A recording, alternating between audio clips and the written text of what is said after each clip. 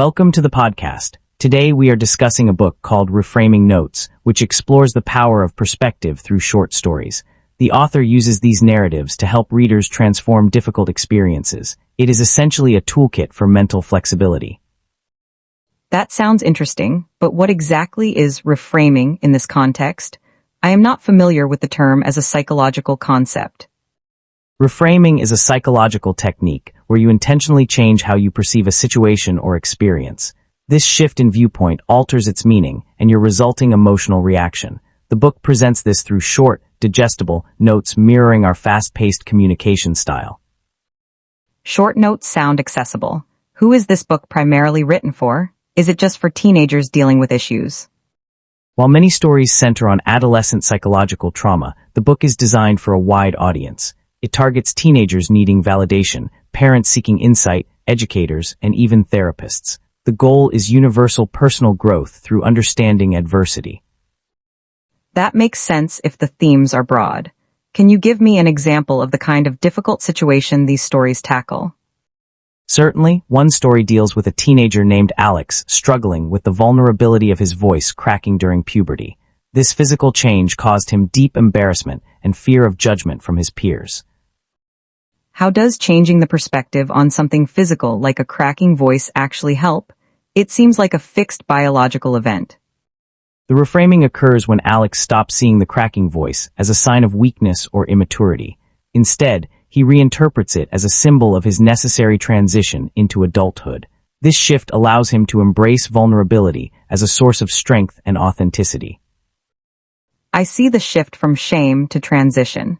Do the stories also cover themes of dealing with loss or tragedy? Yes, there's a powerful story about losing a beloved dog in a tragic accident.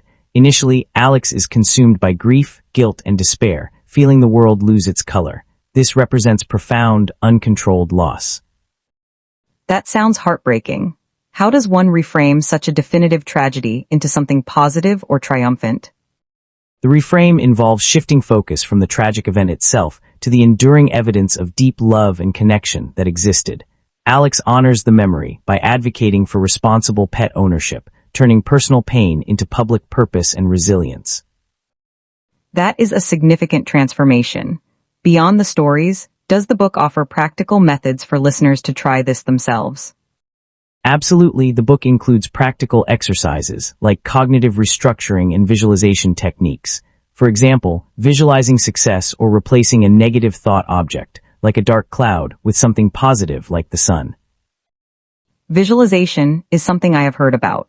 Are there specific positive statements or mantras suggested for daily practice? Indeed, there's a list of 50 ideas for reframes. Simple affirmations like fear is part of growth or I choose to be positive are provided. These are designed to interrupt negative internal dialogue immediately.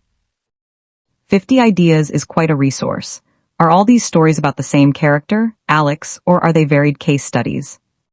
Alex serves as a recurring protagonist, allowing the reader to follow a consistent journey of growth across different challenges.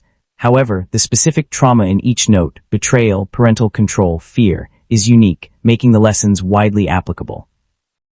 So, Alex experiences many different kinds of adolescent struggles. What about the story concerning rebellion against societal rules? That story addresses the conflict between perceived societal hypocrisy and the desire for authentic freedom. Alex's rebellion, which led to accidental property damage, forced him to realize that true freedom is based on responsibility, not just breaking chains. It sounds like the core message is that external circumstances don't define us, but our internal response does. What is the ultimate takeaway for someone finishing the book? The ultimate takeaway is that healing and personal evolution are achieved by consciously rewriting the narrative we tell ourselves about our past experiences. By applying these reframing tools, we move from merely surviving to actively creating a meaningful life. That is a powerful concept. It seems like this book offers both compelling narratives and actionable steps for self-improvement.